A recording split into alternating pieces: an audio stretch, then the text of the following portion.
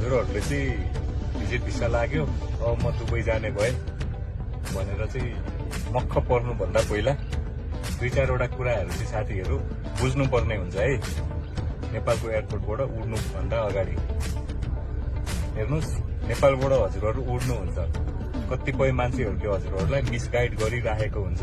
केही पनि चाहिँदैन, दुबईमा चाहिँ ल्यान्ड भइसकेपछि झ्याप्पसँगले भित्र छिर्ने हो भनेर हजुरहरूलाई चाहिँ मिसगाइड गरेको हुन्छ। तर भर्खरै मे लगभग यो 2024 मे मन्थको 24 तारिकबाट नै साथीहरू यहाँको युए गभर्मेन्टले चाहिँ 2-4 चाहिँ रुल्सहरू चेन्ज गरेको छ साथीहरू भिजिट भिसालाई लिएर।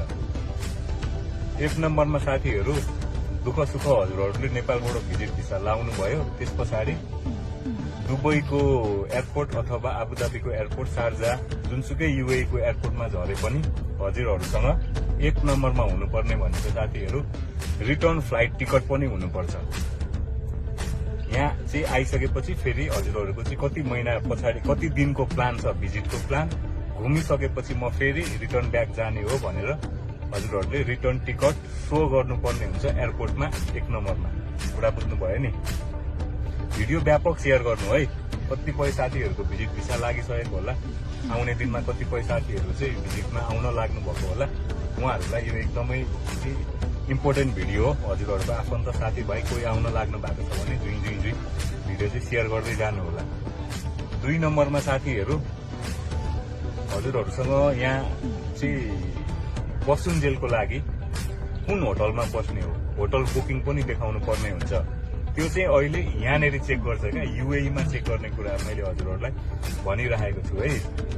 नेपालबाट त दुःख सुख छिर्नुहुन्छ, फेरि यहाँबाट जस्तो झरेको त्यस्तै हजुरहरूलाई पठाइदिन्छ क्या, रिटर्न पठाइदिन्छ। हजुरहरूसँग यो मैले भनिरहेको डकुमेन्टहरू छैन भने होटल बुकिङ कति दिनको हजुरहरूको चाहिँ यहाँ बस्ने चाहिँ हजुरहरूले आफ्नो ट्राभल प्लान दिनुभएको छ, युएको भिजिटको ट्राभल प्लान, त्यही अनुसारको हजुरहरूले चाहिँ होटल बुकिङ बकाइदा बुकिङ फेरि त्यो कन्सल्टेन्सीले हजुरहरूको मेन पावरहरूले दलैहरूले हजुरहरूलाई चाहिँ एडिट गरेर पहिला अरूकै चाहिँ होटल बुकिङ फ्लाइट टिकटहरू फेरि अरूको चाहिँ नामको नामसाम मेटाइदिएर हजुरको नामको बनाइदिएको हुन्छ। त्यसले काम गर्दैन, बकाइदा भेरिफाई गर्छ। फेक टिकट चाहिँ हजुरहरूले नल्याउनु होला, नलिनु होला। फेक चाहिँ फ्लाइट टिकट नलिनु होला है साथीहरू।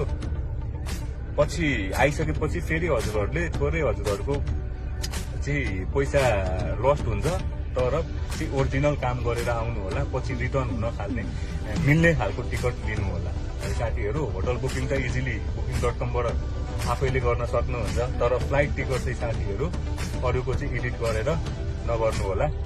बकाइदासँगले चाहिँ रिफन्डेबल टिकट लिएर हजुरहरू आउनु होला।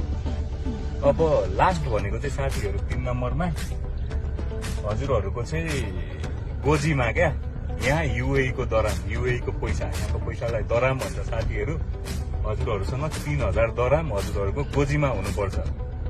बुझ्नुभयो साथीहरू? 3000 दराम गोजीमा हुनुपर्छ। त्यस पछाडि हजुरहरूसँग होटल बुकिङ हुनुपर्छ। लास्टमा साथीहरू मैले अघि फर्स्ट एन्ड देन लास्टमा साथीहरू चाहिँ फ्लाइट टिकट हुनुपर्छ। यो 3टा डकुमेन्ट एकदमै नेसेसरी छ। अहिलेको नयाँ नियमले चाहिँ हजुरहरूलाई चाहिँ सबै हजुरहरूलाई चाहिँ अलरेडी उनीहरूको वेबसाइटमा पनि दिइसकेको छ र युए गभर्मेन्टले अनाउन्स पनि गरिसकेको छ। ओके साथीहरू, मेरो युट्युब च्यानलमा चाहिँ आज फर्स्ट टाइम हजुरहरूले चाहिँ भिजिट गर्नु भएको छ भने ट्याङ च्यानललाई चाहिँ साथीहरू सब्सक्राइब गरिदिइहाल्नु होला। भिडियो मन पर्यो भने ट्याङ लाइक हालिदिनु होला। आजको लागि चाहिँ साथीहरू छुट्टी होला है। See you then, by.